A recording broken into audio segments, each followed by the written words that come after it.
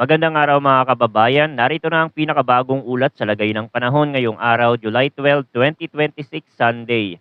Nakita na ang panibagong low pressure area sa may timog silangan ng bansa. Inaasahan nitong mas lalapit sa bansa sa mga susunod na araw at habagat patuloy na magpapaulan ngayon sa iba't ibang bahagi ng bansa. Para naman lagi kang updated sa lagay ng panahon, i-click mo lang ang subscribe button. Sa kasalukuyan, ang southwest monsoon o habagat ang siyang pangunahing weather system na nakakaapekto sa malaking bahagi ng Luzon at Visayas. Habang sa Mindanao naman ay localized thunderstorm ang nangingibabaw sa maraming lugar. Kasabay nito, may isa ring low pressure area na patuloy nating minomonitor sa may timog silangan ng ating teritoryo at bagamat hindi pa ito nakikitang agad na magiging malakas na bagyo, mahalaga pa rin itong bantayan dahil maaari nitong baguhin ang weather pattern sa mga susunod na araw. Unahin natin ang heavy rainfall outlook dahil ito ang pinakaimportanteng bahagi ng kasalukuyang sitwasyon. Ngayong araw, inaasahan ng 50 to 100 millimeters na ulan sa Zambales, Bataan, Occidental Mindoro, Pangasinan, La Union, Benguet at Antique. Sa ganitong dami ng ulan, posible ang mga pagbaha sa mga mababang lugar, pag-apaw ng mga ilog at sapa, at pagguho ng lupa sa mga lugar na may matatarik na dalisdis. Bukas, inaasahan naman ang kaparehong dami ng ulan sa Ilocos Norte, Ilocos Sur, La Union at Pangasinan.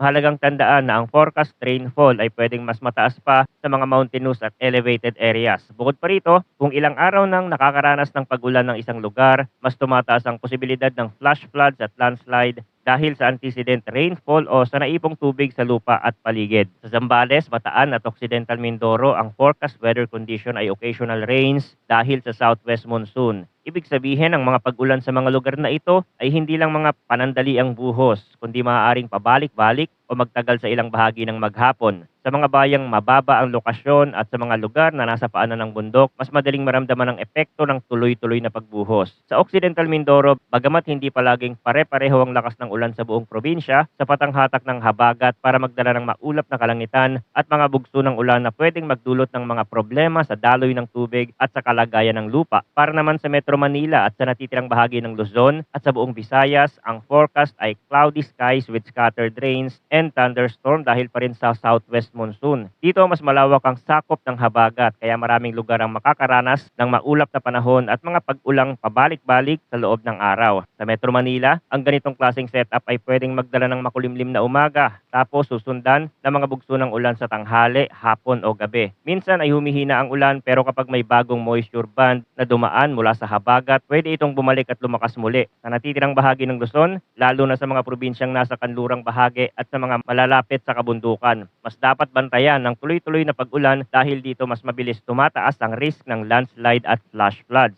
Sa Visayas, ganito rin ang pangkalahatang larawan. May mga bahagi na makakaranas ng maulap na kalangitan sa malaking bahagi ng araw at may mga lugar na pwedeng tamaan ng mga thunderstorm bands na magdadala ng malakas na buhos sa loob ng maikling panahon. Kapag ang mga pag-ulang ito ay tumama sa mababang lugar, flood-prone communities at sa mga isla o baybayin na may limitadong drainage, mabilis ding lumalala ang sitwasyon. Kaya sa kabuuan ng Luzon at Visayas, ang pangunahing concern ngayon ay hindi isang direktang tropical cyclone kundi ang monsoon-driven rains na pwedeng magdala ng malawakang pagbasa sa lupa at mas mataas na banta ng pagbaha sa maraming lugar. Sa Mindanao naman, ang forecast ay partly cloudy to cloudy skies na may isolated rain showers or thunderstorm dahil sa localized thunderstorm. Dito, ang ulan ay mas nakadepende sa local heat at humidity kesa sa habagat sa malaking bahagi ng rehiyon. Kaya may mga lugar na medyo maaliwala sa umaga pero habang umiinit ang panahon ay mas dumarami rin ang ulap at may mga bahagi na biglang makakaranas ng malakas na ulan sa hapon o gabi. Ngayon, pag-usapan natin ang hangin at kondisyon ng dagat. Para sa extreme northern Luzon, inaasahan ng strong winds na mula southwest. Ang coastal waters dito ay rough na may taas ng alon mula 2.8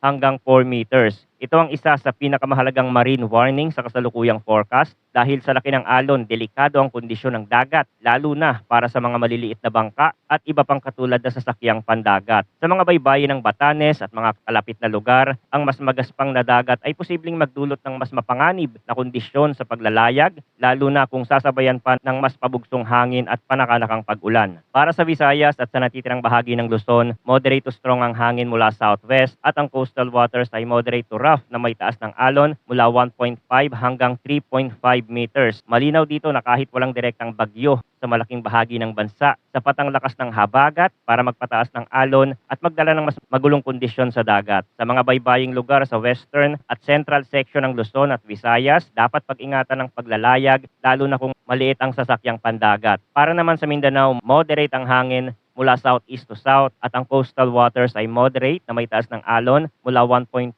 hanggang 2.1 meters. Mas maayos ito kumpara sa northern at western section ng bansa pero hindi pa rin ito dapat maliitin lalo na kapag may kasabay na thunderstorm activity sa dagat. Ngayon, puntahan natin ang mas mahabang tropical cyclone outlook na binabantayan sa mga susunod na araw. Ayon sa kasalukuyang assessment, gamit ang iba't ibang weather model, may isang low pressure area sa may timog silangan ng ating teritoryo na patuloy na minomonitor. Sa ngayon, hindi ito inaasahang agad na magiging malakas na bagyo. Ang mas nakikitang senaryo sa kasalukuyan ay kikilos ito pahilagang kanluran. Pagdating nito sa may bandang northern part ng Philippine Area of Responsibility, maaaring bumagal o maging stagnant ang galaw nito. Ito ang isang mahalagang detalye dahil kapag bumabagal ang galaw ng isang sistema, mas nagiging komplikado ang forecast at mas nagkakaiba-iba ang ipinapakitang track ng mga weather model. Sa kasalukuyan, magkakaiba pa ang direksyon na ipinapakita ng mga modelo. May ilang senaryo na nagpapakita na maaari itong kumilos pa itaas at hindi gaanong lumapit sa malaking bahagi ng kalupaan. May iba namang nagpapakita na maaari itong kumabig pakanluran at dumaan sa may northern Luzon o extreme northern Luzon area. Ibig sabihin, sa puntong ito, hindi pa tiyak kung ang magiging galaw nito ay mas pahilaga lang o mas papalapit sa hilagang bahagi ng bansa. Kaya sa ngayon, ang pinakamahalagang mensahe ay hindi pa dapat ilak ang isip sa iisang track lamang dahil marami pang pwedeng magbago habang lumalapit ang araw ng posibleng development nito. Pagdating naman sa lakas, hindi pa ito nakikitang magiging isang napakalakas na bagyo sa kasalukuyang assessment. Sa ngayon, mas malapit ang tingin na maaari lamang itong manatili sa tropical depression hanggang tropical storm range. Pero mahalagang idiin na ang lakas ng isang developing system ay nakadepende pa rin sa magiging lagay ng kapaligiran habang gumagalaw ito. Kung magiging favorable ang karagatan, wind shear at moisture environment, maaari itong lumakas ng higit sa inaasahan. Kung hindi naman magiging favorable ang paligid, maaari rin itong manatiling mahina o mabagal ang development. Ang dahilan kung bakit mahalagang bantayan ang low pressure area na ito kahit hindi pa ito agad nakikitang malakas ay dahil maaari nitong baguhin ng mas malawak na weather pattern sa bansa sa mga susunod na araw. Kung ito ay kikilos pahilagang kanluran at lalapit sa northern Luzon, posible nitong dagdagan ng ulan sa hilagang bahagi ng bansa at palakasin pa ang monsoon flow sa ilang western section. Kung ito naman ay mas lilihis pahilaga, maaaring mabawasan ng direktang epekto sa kalupaan pero pwede pa rin itong magkaroon ng indirect effect sa hangin at dagat. Sa madaling salita, kahit hindi ito nakikitang agad na mapanganib gaya ng isang malakas na typhoon, mahalaga pa rin itong tutukan dahil pwede nitong baguhin ang daloy ng ulan, hangin at maging ang marine condition sa hilaga at kanlurang bahagi ng bansa. Manatiling nakatutok dito sa ating channel para sa pinakabagong impormasyon tungkol sa lagay ng panahon. Maraming salamat sa inyong panonood at mag-ingat po tayong lahat.